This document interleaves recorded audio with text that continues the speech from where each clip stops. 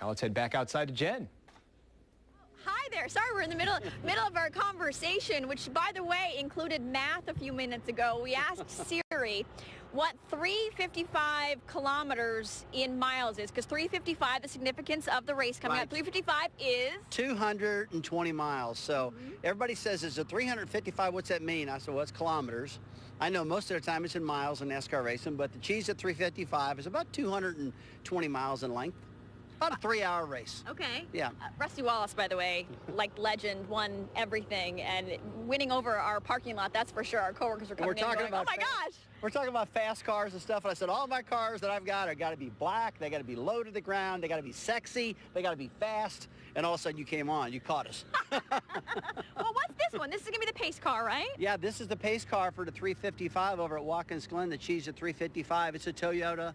It's got these big wheels on it and the wide tires and all that, and it's really quick. It's real stable, so it's going to lead the pace car. It's going to be the pace car leading the race at the Glen, so it's got to go pretty quick because those Cup cars, they got about 850 horsepower, and they're pretty fast. So when they drop that green flag, this baby here has got to get out of the way because those cars are coming quick. Oh, okay. And I'm looking, I think the light on top of there might have been made locally. I'll have to check that out in just a second. Maybe you'll stop by there and say hello. You actually drove here in this car. How many, there we go. They're all so excited. They see the car. We're speaking of exactly that moment. When you're driving down the highway to come, for example, here, and people see the car, then they see you inside. What is their reaction?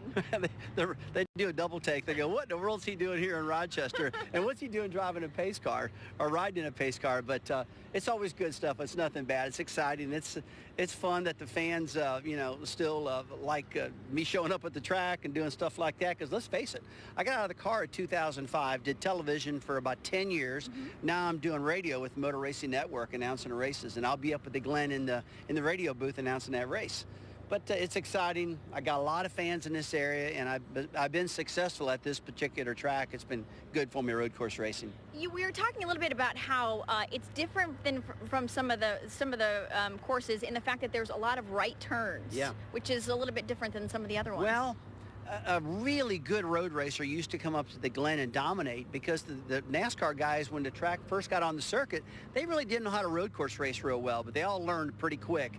But now the track at the Glen is primarily right-hand turns.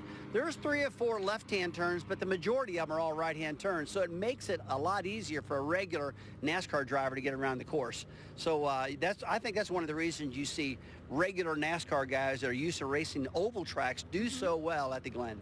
So we've been talking with the organizers. We know there are some tickets left and maybe a few camping spots as well. Of course, the big race, 2 o'clock on Sunday. But let's talk about those fans, because there are a lot of very excited fans out there. I know you're so focused on, getting the task done when you're actually driving. But before, after the race, do you feed off the fans? Oh, we feed off the fans all the time. I mean, look, the day that the fan quits coming to the racetrack and the day that they quit pulling for me or the rest of the drivers, that's a day we've done something wrong, and I don't ever want to do anything wrong to the fans. I love them. I love the support they got, but it really gets you jacked up, makes you feel good when you've done something good on the track, and those fans are screaming and hollering and rooting for you.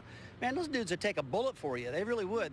We were here today, and this lady pulled up in the parking lot, and I'm going, man, what'd I do wrong? And she comes flying up with a couple Rusty Wallace posters. She heard on your station I was going to be here. She took a shot and came over here in the parking lot. Well, we got some great fans. We really do. I mean, how do you like to be in a grandstand or be on the track and you look in the grandstands and nobody's there? That'd suck. So that doesn't happen because at the Cheesy 355, it's about sold out.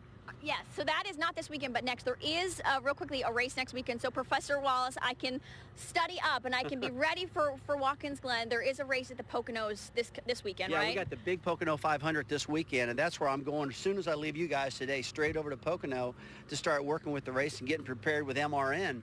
But, yeah, after Pocono is Watkins Glen, the Cheesy 355.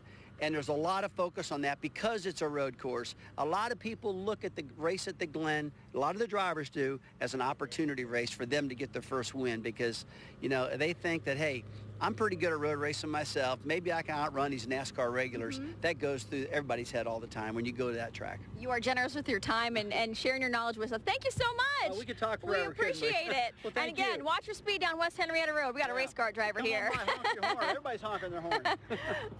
All right, we're going to talk cheesecake with Hannah when we come back.